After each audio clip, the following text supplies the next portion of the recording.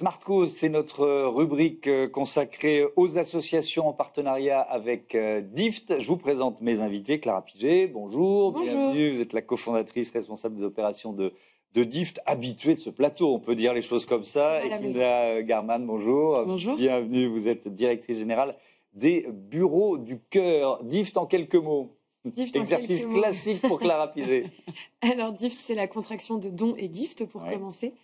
C'est une société qu'on a créée il y a un petit peu plus de 3 ans avec mes associés, dont l'objectif est de permettre aux associations de collecter plus de dons et de gagner en visibilité. Alors on l'a historiquement fait en les mettant en relation avec des entreprises et en animant des programmes de mécénat qu'on voulait participatifs, donc qui impliquaient les clients et les collaborateurs des entreprises.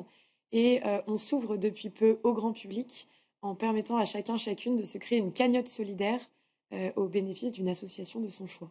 Ça, on va le détailler tout à l'heure parce qu'effectivement, c'est une nouveauté. Je veux bien que vous nous présentiez les bureaux du cœur. Quand ont-ils été créés? Pourquoi? C'est quoi la genèse des bureaux du cœur? Les bureaux du cœur, c'est tout simplement un double constat qui est celui d'une part que plus de 350 000 personnes aujourd'hui sont dites en précarité et dans le même temps en France, des bureaux qui ne sont occupés que 30% du temps. 70% du temps, la nuit, le week-end, pendant les vacances scolaires, les bureaux ne servent à rien.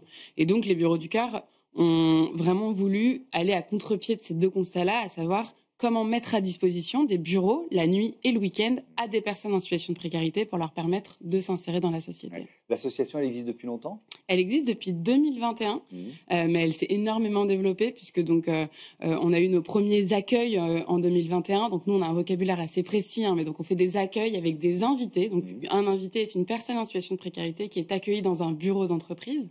Un invité reste pendant 3 à 6 mois dans le bureau d'entreprise avec vraiment pour idée de pérenniser et de stabiliser sa situation pour pouvoir en sortir positivement. Aujourd'hui, on a accueilli bientôt 850 personnes grâce à un réseau de 350 entreprises qui chaque soir ouvrent leurs portes. Qu'est-ce qui a été le plus difficile ou qu'est-ce qui est encore difficile peut-être de vaincre un certain nombre d'a priori, de convaincre ou finalement il n'y a pas tant de... Il n'y a pas tant justement de biais que je peux l'imaginer. Je suis peut-être très optimiste, mais j'ai trouvé ça relativement simple. J'adore l'optimisme. Une bouffée d'optimisme, ça fait du bien en ce moment. Et en fait, non, les bureaux du cœur, et c'est comme ça que le projet a pris. La genèse du projet, c'est un entrepreneur qui, lui, s'est dit mais en fait, mes bureaux ne servent à rien la plupart du temps. Et il y a quelqu'un qui s'abrite juste de l'autre côté de mon mur, dans la rue, parce que en fait, c'est protégé des intempéries. Et il a vraiment voulu répondre avec un enjeu, avec une réponse très sociale à son rôle d'entrepreneur. Il s'est dit mais comment est-ce que moi je pourrais agir en tant qu'individu entrepreneur, dirigeant d'entreprise? Et c'est comme ça qu'il a réussi à monter une association qui a en fait vraiment dépassé largement nos objectifs. Aujourd'hui, on est présent dans 40 villes en France et en Europe, puisqu'on est aussi présent à Lisbonne, Barcelone, Lausanne et Bruxelles. Donc voilà, on a vraiment réussi à convaincre. Les entreprises se sont convaincues elles-mêmes d'une certaine manière de la pertinence du projet. C'est un projet qui s'est développé vraiment de manière assez naturelle. Donc je dirais que peut-être la difficulté, ce sera certainement demain, quand aujourd'hui nos early adopters, à savoir les personnes qui, elles, avaient envie de donner cette vocation sociale et sociétale à leur entreprise, seront déjà hôtes bureaux du cœur et qu'on aura encore à les convaincre. À les convaincre ceux qui spontanément n'y sont pas allés. Et qui ont peut-être encore ces stéréotypes en tête, la peur de l'autre et la peur de donner ses clés comme le font nos entreprises hôtes. C'est un peu comme quand on se lance dans un programme de limitation de son impact carbone de l'entreprise. Les premiers sont faciles à trouver, c'est beaucoup plus difficile de faire baisser ensuite des quelques derniers pourcents. Pourquoi vous avez sélectionné les bureaux du cœur? Moi, je le comprends maintenant en écoutant Kinda, mais racontez-nous. Alors, donc nous, oui, effectivement, côté DIFT, on a eu à cœur de sélectionner des assos dans lesquels on croyait particulièrement. Et donc, les bureaux du cœur, ça a été la combinaison de tout un tas de critères que vous avez pu entendre là. C'est déjà un sujet, évidemment, qui est super important à traiter. Kinda disait 350 000 personnes en situation de précarité, voire de rue en France. C'est un sujet pour lequel il fallait que nous, on cherche des solutions et des assos pertinentes. C'est une réponse qui se veut innovante et qui comble un manque. Donc c'est nous ce qu'on essaye de soutenir et promouvoir, de dire il y a des solutions évidentes qu'il faut qu'on arrive à faire développer et à soutenir. Donc voilà, ce sujet de il y a un lieu, il faut qu'on en fasse quelque chose. Oui, et puis alors, vous vous ouvrez au grand public, on va en reparler, mais c'est aussi une offre qui s'adresse directement aux entreprises. Évidemment. Et on avait ce lien historique avec les entreprises. Donc, en fait, leur proposer et promouvoir des solutions qui s'adressent à elles et dont elles peuvent se saisir, c'était aussi important pour nous. Comment ça se passe? Est-ce que vous avez, j'imagine que vous en avez plein, mais des exemples à nous donner de belles histoires d'entreprises et d'invités? Et puis surtout, qu'est-ce qui se passe au bout de quelques mois, quoi? Parce que l'objectif, c'est déjà génial, hein, c'est pas juste d'offrir un toit, j'imagine.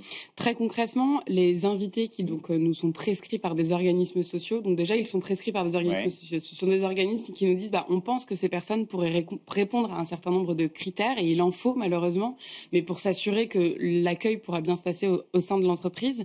Et puis par ailleurs, donc une fois que la rencontre se fait, on démarre l'accueil, tout est extrêmement conventionné, il y a des signatures de conventions qui se font, l'assureur doit étendre sa couverture, l'assureur de l'entreprise, donc voilà, de manière à ce que l'entreprise soit protégée ainsi que l'invité. Et à partir de ce moment-là, donc démarre l'accueil avec des horaires qui ont été fixés notamment. Donc très souvent, l'invité arrive le soir vers 18-19 heures en fonction de l'activité de l'entreprise. Évidemment. Et l'objectif, c'est aussi que l'invité croise les salariés, alors peut-être pas tous les soirs, mais qu'il y ait des moments de création de lien social. Et c'est en fait par des petits bonjours, des cafés qui s'organisent régulièrement qu'on a justement nos plus belles histoires, puisque j'ai en tête l'histoire d'Alain qui était accueilli dans une entreprise. Alain, c'est un peu un cas classique d'une personne qui a un accident de parcours, un accident de vie et qui se retrouve à dormir dans sa voiture est retirée, il dort dehors. Enfin voilà, on est vraiment dans une dégringolade assez progressive. Et Alain se dit un jour, non mais c'est pas possible quoi, faut que je sorte de cette situation. Il en parle avec son assistante sociale qui lui trouve une place au sein des Bureaux du Cœur. Et on a vu un Alain qui a vraiment changé la tendance de sa vie pendant 6 mois. Parce qu'il avait créé un lien. Alors Alain, c'est quelqu'un de très expansif, donc il a créé un lien très direct avec... C'est devenu la mascotte de l'entreprise, complètement. en quelque sorte. Il était invité à tous les pots de départ. Il faisait partie de la communauté de l'entreprise. Et je pense que c'est quand même un besoin fondamental que d'avoir ce sentiment d'appartenance-là. Et quand Alain est sorti il a obtenu un logement social à Lille. Donc ça, c'était quand même quelque chose de génial. 60 mètres carrés dans le centre de Lille. Il était un peu gênant en disant mais en fait c'est génial mais bon j'ai toujours pas pérennisé mon emploi etc. Donc il va falloir aussi qu'on puisse meubler cet espace. Et donc, se sont organisés l'ensemble des salariés de l'entreprise pour aller faire un tour chez tout le monde et que chacun puisse donner un objet, un meuble dont il lui avait pas l'utilité. C'est allé évidemment bien au-delà de ce que nous, on attendait dans le cadre des Bureaux du Cœur. Mais on voit vraiment une chaîne de solidarité qui se crée et qui permet justement le rebond de cet invité. Et ce qui est assez frappant, c'est qu'évidemment, pour Alain, ce lien social lui a permis de rebondir et de sortir de sa situation. Aujourd'hui, Alain, c'est quelqu'un qui, comme vous et moi, a une vie qui se poursuit sans encombre, et j'en suis vraiment très heureuse. Mais c'est aussi, pour les salariés de l'entreprise, quelque chose d'assez fondamental, puisque c'est l'occasion, en fait, de pouvoir tendre une main dans le cadre de son boulot, de s'engager, de donner du sens aussi à son quotidien, avec un projet qui, au départ, paraît tout simple et assez naturel. Clara, est-ce que parce que là, effectivement, on est dans une association qui est, on est vraiment au cœur de l'entreprise. Ça va peut-être même au-delà vous êtes venu nous parler et nous présenter beaucoup d'associations et de causes qui sont géniales, mais là, ça va presque au-delà dans l'impact que ça peut avoir dans une entreprise. Parce qu'on est dans les locaux, vous voyez ce que je veux dire? C'est dans les locaux, c'est dans le lien social, c'est dans la relation avec les salariés. Donc effectivement, ça implique beaucoup plus de monde que simplement l'équipe mécénat qui attribue des financements. Mais nous, c'est ce qu'on trouve intéressant aussi, c'est de pouvoir proposer aux entreprises des associations avec lesquelles elles peuvent aller plus loin. Et en fait, il y en a un certain nombre. Alors ça va de animer un moment de team building solidaire à pouvoir accueillir une personne dans les bureaux. Il y a donc tout un panel d'actions qui sont possibles, mais c'est quand même l'idée de pouvoir dire rendons concret ce mécénat d'entreprise, faisons des actions qui permettent de mettre le pied à l'étrier aussi des salariés qui peut-être n'avaient pas eu l'habitude d'avoir des actions de solidarité ou n'avaient même pas conscience qu'ils pouvaient le faire. Et donc c'est ça qui nous intéresse aussi dans la relation association-entreprise, c'est que ça peut aller beaucoup plus loin que le financement, effectivement. Et alors justement, parlons quand même de financement. Dans le cas particulier, les chiffres que vous nous avez donnés, c'est 747 DIFT, alors c'était à date, et plus de 27 000 euros versés. Qu'est-ce que ça représente, ce financement-là, pour une association comme la vôtre? Il est important, évidemment. Tous les financements sont importants. Je pense que vous n'êtes pas sans savoir qu'on est dans une période une phase un peu critique de crise associative. Ont plutôt le sentiment de couper. Ouais, il y a des rabais qui se font et effectivement une vraie période de difficulté. Et c'est vrai que du coup, pouvoir mobiliser d'autres ressources au-delà même du montant, c'est comment en tant qu'association, on arrive à réorienter aussi notre collecte de fonds. Et c'est ce que propose DIFT. Et je trouve que c'est fabuleux puisque nous, très honnêtement, DIFT, ça a été une solution qui nous a été proposée parmi d'autres et qui aujourd'hui porte ses prix. 27 000 euros, ça reste quand même très conséquent. C'est presque un demi-ETP si on doit le rendre un équivalent temps plein. Ah, trop de jargon. Non, mais c'est pas grave. Et donc, effectivement, c'est quand même quelque chose qui est assez, qui aujourd'hui va devenir fondamental, c'est d'aller trouver d'autres ressources pour pérenniser nos structures et nos actions.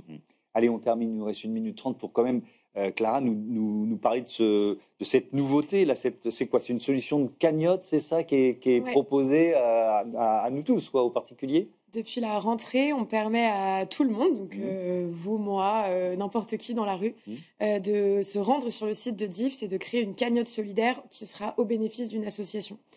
Et donc, les gens commencent à se dire, pour un anniversaire, pour un pot de départ, pour un Secret Santa, pour un mariage, pour une course, un marathon, et on voit les occasions se multiplier, je peux afficher quelle est la cause pour laquelle moi j'ai envie de m'avancer, celle que j'ai envie de défendre, et demander à mes amis, mon entourage professionnel, ma famille de participer. Et on accompagne les associations pour qu'elles puissent se saisir de ce nouveau produit, soit pour en parler à leur communauté, soit parfois même organiser des challenges de collecte. Et donc là, c'est un vrai moment d'animation de leur communauté de bénévoles ou de leur équipe pour leur permettre de parler de leur engagement autour d'eux. Oui.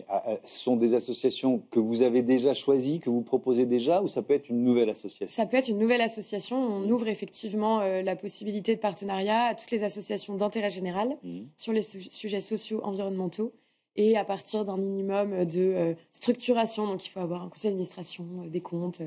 Un certain nombre de critères. Voilà. Merci beaucoup à toutes les deux et à bientôt sur Be Smart for Change. On passe tout de suite au grand entretien de ce Smart Impact. On se demande notamment comment se porte la fresque du climat.